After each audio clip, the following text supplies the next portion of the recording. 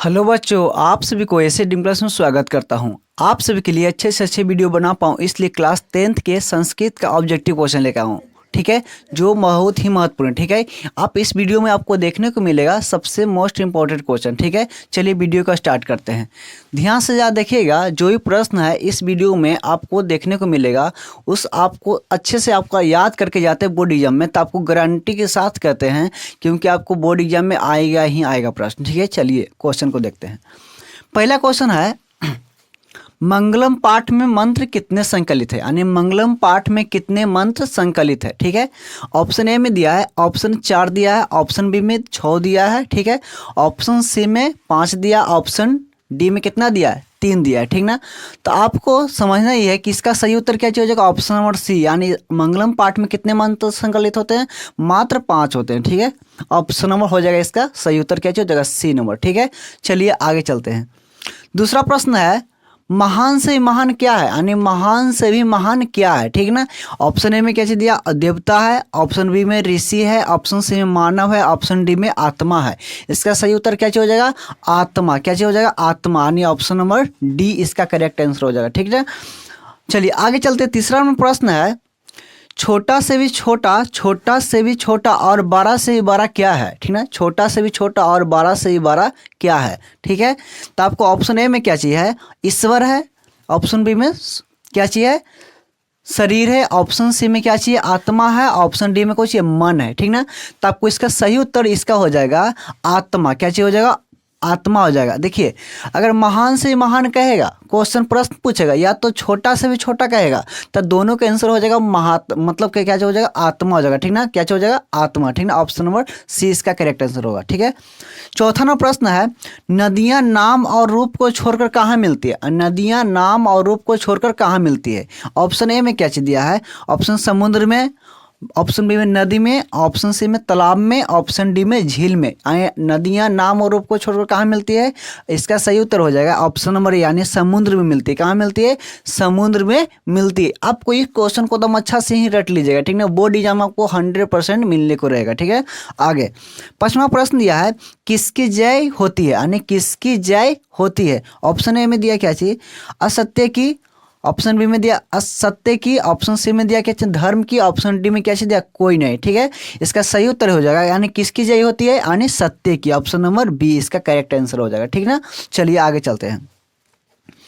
नदी छठा नंबर प्रश्न है, नदियां समुद्र में कैसे मिलती है, यानी नदियां समुद्र में कैसे मिलती है। ठीक ना, तो इसका ऑप्शन है क्या दिया है, नदियां नाम को छोड़कर, यानी नाम को छोड़कर। ठीक है, ऑप्शन में क्या चीज दिया है, नाम और रूप को छोड़कर, ऑप्शन सी में क्या चीज दिया है, रूप को छोड़कर, ऑप्शन डी में इनमें से कोई नहीं। इसका सही उत्तर हो जाएगा, नदियां कैसे मिलती है, तो नाम और रूप को छोड़ के मिलती है। मैं अभी देखिए यहाँ पर प्रश्न क्या चीज पूछा है, नदियां नाम और रूप को छोड़कर कहाँ मिलती है, तो समुद्र में मिलती है।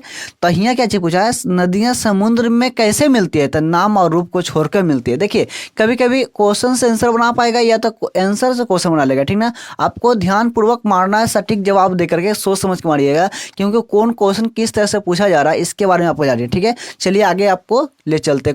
प्रश्न नंबर 7वां है, क्या चाहिए, स्वर्णमय पात्र से किसका मुंह ढका हुआ है, यानी स्वर्णमय पात्र से किसका मुंह ढका हुआ है। ठीक है, ऑप्शन ए में क्या चीज दिया, कलश का, ऑप्शन बी में क्या चीज दिया, सत्य का, ऑप्शन सी में क्या चीज दिया है, घर का, ऑप्शन डी में क्या चीज दिया, धर्म का।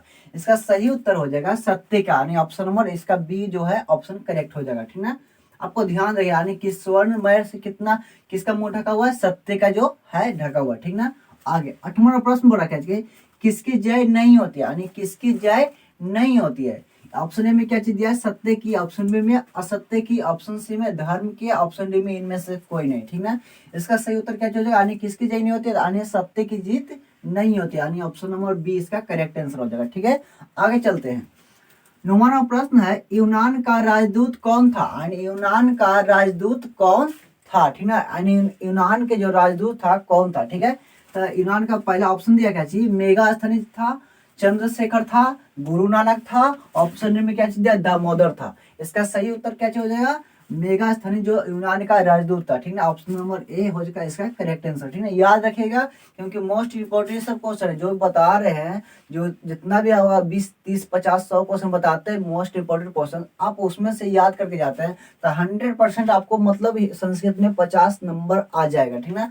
और ऑब्जेक्टिव सिर्फ बता रहे हैं आपको। अगर सब्जेक्टिव यहाँ पर इसे देख लेते हैं तो आपको सब्जेक्टिव यहाँ पर गारंटी देते हैं कि आपको मतलब कि 50 में मतलब 30 35 40 तक आपको तो 100% आ जाएगा, ठीक ना। यानी संस्कृत में आपको कोई 80 मार्क्स हम ज्यादा दिलवाएंगे, 80 मार्क्स से, ठीक है। अगर आपको संस्कृत में डर लगता है तो, ठीक ना। आगे चलिए। यानी 10वां प्रश्न है, पटना का इतिहास कितना पुराना है। यानी पटना का इतिहास जो है कितना पुराना है, ठीक ना।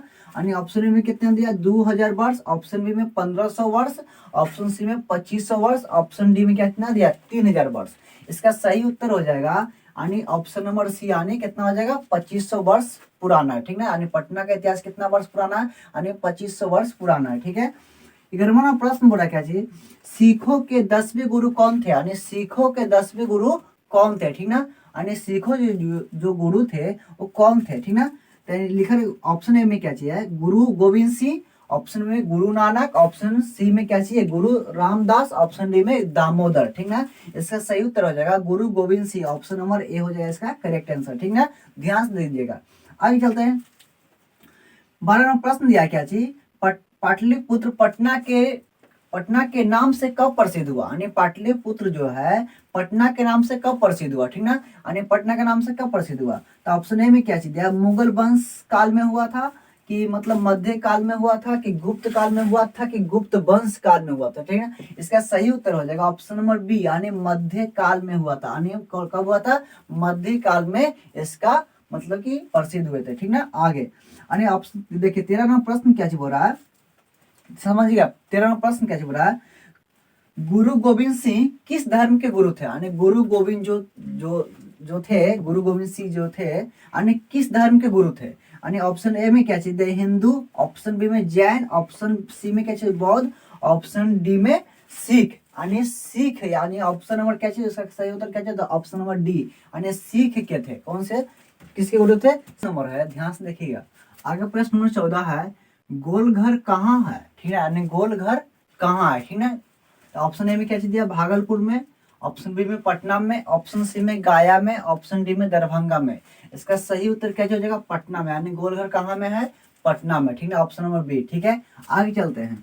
15वां प्रश्न दिया है, पाटलिपुत्र किस प्रांत की राजधानी थी। यानी पाटलिपुत्र जो थी यानी किस प्रांत की राजधानी थी, ठीक है। यानी किस प्रांत की थी, ऑप्शन ए में क्या दी बिहार की, ऑप्शन बी में केरल की, ऑप्शन सी में क्या झारखंड की, ऑप्शन डी में पश्चिम बंगाल के। तो इसका करेक्ट इसका उत्तर क्या हो जाएगा, यानी बिहार की। यानी पाटलिपुत्र जो है किस प्रांत की राजधानी है, यानी बिहार की है, ठीक है।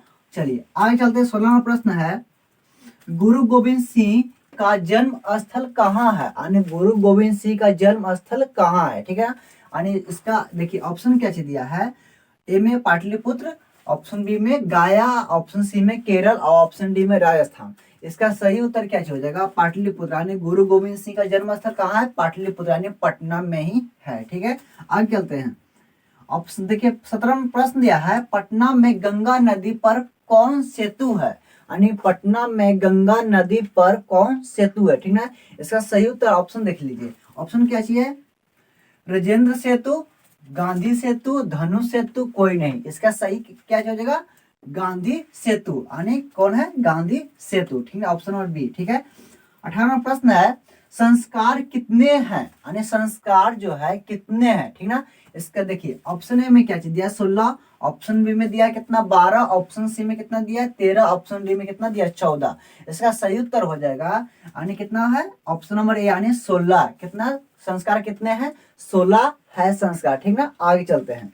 ध्यान से देखिएगा इस वीडियो को, क्योंकि इस वीडियो में आपको मिलने वाला है जितना इंपॉर्टेंट क्वेश्चन आपको 20 मिलने वाला है। जो भी आप इस वीडियो में देखने के बाद हमको ऐसा लगेगा कि बोर्ड एग्जाम में आपको 100% आपको बना के आएगा, ठीक है। आगे चलते हैं। यानी संस्कार कितने प्रकार के होते हैं, यानी 19 नंबर प्रश्न मतलब प्रश्न है, संस्कार कितने प्रकार के होते हैं। यानी ऑप्शन ए में कितना दिया है 4, ऑप्शन बी में 5, ऑप्शन सी में 3, ऑप्शन डी में 6। यानी संस्कार कितने प्रकार होते हैं, मात्र 5 प्रकार के संस्कार होते हैं, ठीक ना। आगे ऑप्शन नंबर 20 क्या चीज दिया है, क्वेश्चन नंबर 20 बोल रहा है अलसियों की संख्या कितनी है, यानी अलसियों की संख्या कितनी है।